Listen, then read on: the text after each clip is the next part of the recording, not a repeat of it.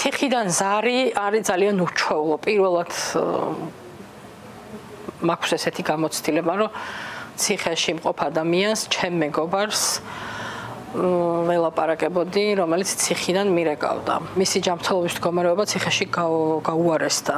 ხერხემალზე ოპერაცია აქვს გაკეთებული და იყო მუდმივად თავისი მკურნალი ექიმის მეთვალყურეობის ქვეშ, გადიოდა კონსულტაციებს, რაღაცა მკურნალობის სხვა კურსებს. კი, ტკივილები აქვს და ეს ტკივილები დაიწყო ნინოს დაპატიმრებამდე, მან აი მაშინ როდესაც მანდატურებმა ნინო საშინელ დღეში ჩააგდეს და ფაქტობრივად ფიზიკურად გაუსწორდნენ, რამდენიმე დღე ლოგინიდან ვერ დგებოდა, ისეთი დაჟეჟილი იყო. ნინოს რო ქონდა ჯანმრთელობის საჭიროება, ამის შესახებ ინფორმირებული იყო სასამართლოც და პროკურატურაც. უგულებელ ყვან პირველი ინსტანციის სასამართლომ იმდენად მალე გადადო დოკუმენტი ჩვენს მიერ წარდგენილი, რომ იქნებოდა შთაბეჭდილება, რომ მოსამართლე არც გაეცნო ამ დოკუმენტს. ეს ტკივილები ციხეში კიდევ უფრო მეტად გამძაფრდა, როგორც თვითონ მითხრა, ცალი ფეხი გაშაშებული აქვს და საერთოდ ვერ ძალიან მარტივი პროცედურების ჩატარებასაც ვერ ახერხებს, თურქული ტუალეტია ციხეში.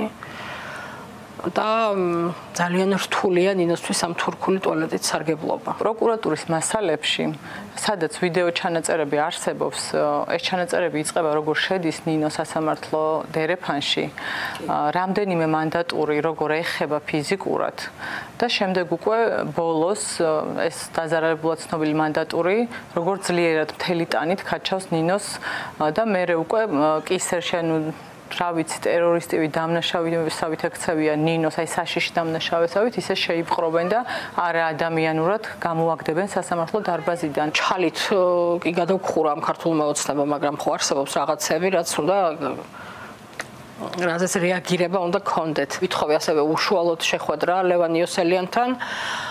მითხრეს, რომ ამასაც ასევე გადასცემდნენ მის თანაშემწეს, რომელმაც უნდა შეუთანხმოს ეს შეხვედრის დროები. ჯერჯერობით არავინ არ დამკავშირებია. დავადასტურებთ, რომ ნინო თავდამსხმელი კი არა, თავდაცვის ქვეშ იყო. ჩვენ დავამტკიცებთ ნინოს უდანაშაულებას, უბრალოდ სასამართლო რა გადაწყვეტილებას გამოიტანს, ძალიან უხერხულია, ეხლა ცხადია ამ პერიოდში ამაზე საუბარი. ნინოს შვილმა ერთი გამოსდა ჩაბარა და შემდეგ აღარ გავიდა გამოცდებს და ესეც მგონია, რომ ამ სტრესით გამოწვეული, სტრესშია რა თქმა უნდა, ხა არ იმჩნევს, არ არის ისეთი ემოციური ადამიანი, რომ ამაზე ბევრს ლაპარაკობდეს, მაგრამ მე რო ვუყურებდი სასამართლო პროცესზე ლუკას ხვდებოდი მის გულში რა ხდებოდა. გუშინ იყო პირველად ნინოსთან, გუშინ ნახა პირველად დედა.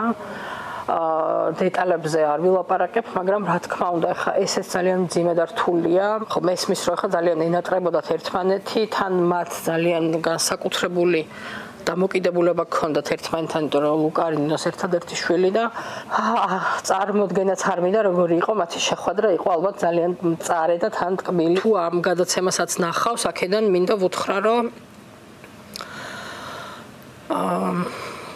ჩვენ ყველაფერს ვიზავთ იმისთვის, რომ ნინო გათავისუფლდეს. მინდა ვუთხრა, რომ ნაკლები ინერვიულოს, რაც რამდენადაც შესაძლებელია თავის შვილზე, იმიტომ რომ ჩვენ ყველანი ვართ მის გვერდზე.